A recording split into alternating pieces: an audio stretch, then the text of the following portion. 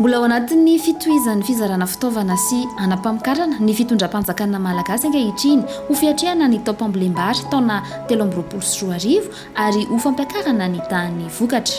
vokatry ny fiara-miasa teo amin'ny ministeran'ny fambolena sy ny fiompiana tamin'ny alalan'ny fandaharana asa defy izay vatsiany vita vola ny tranoben'ny tantsaha ary ny FDA araka izany dia masimboly vary voamarina sy tsara kalitao X 265 milanja folo taonina no nizarana ho an'ny faritra Amoron'Mania ka ny 4,5 sy 700 taonina ho an'ny tantsaha-mpamokatra miisa 7,700 ao amin'ny tendrom-pamokarana Bemazemina. Velaran-tany 4,700 hektara no entina ambolena ireo masimboly ireo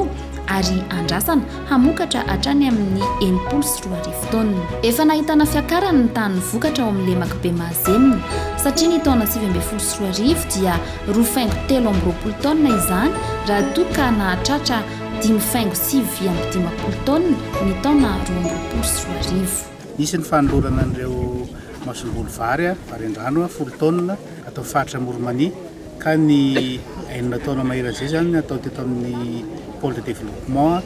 Bemazemina. Izy ireo moa zany dia tsinjovana an'ireo tantsaha-mpamokatra totaly eo amin'ny 700 mahery eo. Ho an'ity taopambolena vao manomboka aty. Manaraka izay koa moa zany dia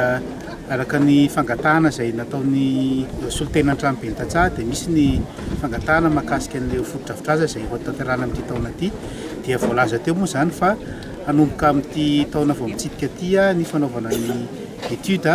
ny périmètre ny Ambatomita ato anatin'ny districtn'ny Ambatofinandrano. Misy ihany koa ireo périmètre izay efa nangatahana ihany koa taloha dia ny périmètre ny Befaka any commune Samadio ary ny périmètre ny Ampisinjovamorona ao amin'ny commune ny Adilalana. Akoatr'izay moa zany dia voalaza ihany koa fa hanomboka tsy ho ela ny fanarenana ny lalana mampitohy ny Andina sy Adilalana izay mirefy eo amin'ny 20 kilometra eo.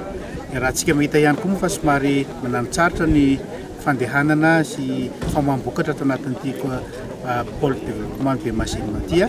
dia nisan'ny tafiditra zany ao anatin'ny fandaharan'asa ny défi amin'ity taona ity ny fanaovana fanadihadiana sy ny fanateterahana ny fanarenana ny lalana manomboka ny Ambaton'ny Fanongoa ka hatrany Tsahakely. Ny mpaka-mivantana tamin'ny mpisitraka nitosika netin'ny fandaharan'asa défi izay nanaraka fiofanana teny amin'ny saha-sekoly ka napiatra ny famokaram-bary ara-teknika. Tao alohan'ny mbola tsy nampiasa ny teknika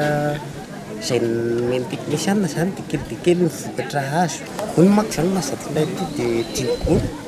dia rehefa nampiatra ny teknika nampiakatra 20 gony amin'ny 20 kilao tao anatin'ny 10 raha ny tamin'ny fiainana teo aloha zany dia tao hoe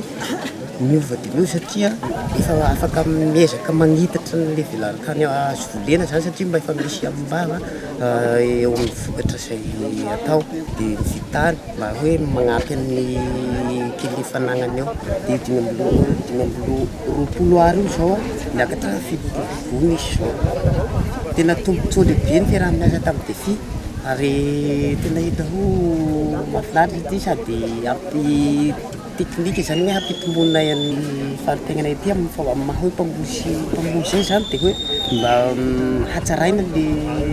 fomba fambolena fa tsy mijanona amin'ny teo aloha zay tsy nakomby teo aloha dia toa mahafinaritra ary amin'ny ao anatin'izay vao nahazo izao hanam-pamokarana zao koa zany gny hoe hagnampina an'izay dia teo aloha koa efa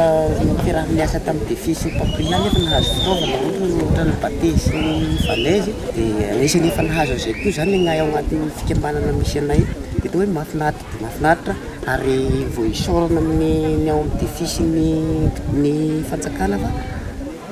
tombony lehibe ho anay koa ny fanagnanay ny trano sokotra lehibe izay naorina ato fa atahirizinao dia amin'ny fotoana fambolenana vao zay vao maka anazy. Ohatra izay koa ny fidiran'ny mpianatra zany hoe ny vokatra ihany manko ny nay ity zany no ampianarana an'izany ny vokatra amidy ampianarana zaza zany efa tahirizina ao agnatiny eo koa dia amin'ny fotoana fidiran'ny mpianatra ihany vao zay vao maka anazy ao. Ny sitraka fitaovana sy anampamokarana ihany koa ny tantsaha-pamokatra miisa 300 ao amin'ny tendrom-pamokarana Matsatra Avaratra ho an'ny distrikany Lalangina sy Ambohimaso avy amin'ny fandaharana Sadefia hatrany. Masomboly vary X 265 milanja rofaingo 300 tonnes no nozarana ho an'ny pazy tombontsoa miisa 300 izay ambolena amin'ny velaran-tany 520 hektara ka andrasana hamokatra hatrany amin'ny 200 tonnes. Eo ihany koa ny fizarana kita fitaovam-piompiana tantely moderna miisa 710 izay nahitana extracteur, ruche peuplée, ruchette ary ny enfumoir ho an'ny pazy tombontsoa miisa 220. Malaza amin'ny fiompiana tantely moa ny faritra ka efa nisy ny fanamafisana ny fahaiza-manao manaraka teknika mba ampitomboana ny tany vokatra izay netiny ny fandaharana Sadefia hatrany teny nivo miisa sekoly FEP miisa 20 ho an'ireo mpisitraka 170 tamin'ny distrikany Ambohimaso. Zava-dehibe ho an'ireo mpisitraka izany satria nampiova sy nampiroborobo ny asa fiariny. Tamin'ny 2019 ngay miaraka tamin'ny Sadefia ngay dia nahazo fiompiana ara-teknika fa nitombotombo ny vokatra atao satria talohan'izay zany tamin'ny hoe traditionnel tsy nisy firy ohatra hoe nanana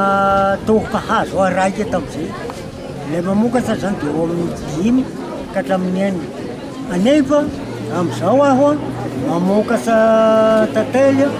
ny kesika raika ilay ohatra hoa kely dia 10 litre izay zany ro nahasondiana anahy hoe aleo manao fangatahana indray hagnampy ny kesika efa hazo efa nahazo fitaovana rehetra zany anay ary mino anay zany fa ho afaka fahasahiragnanay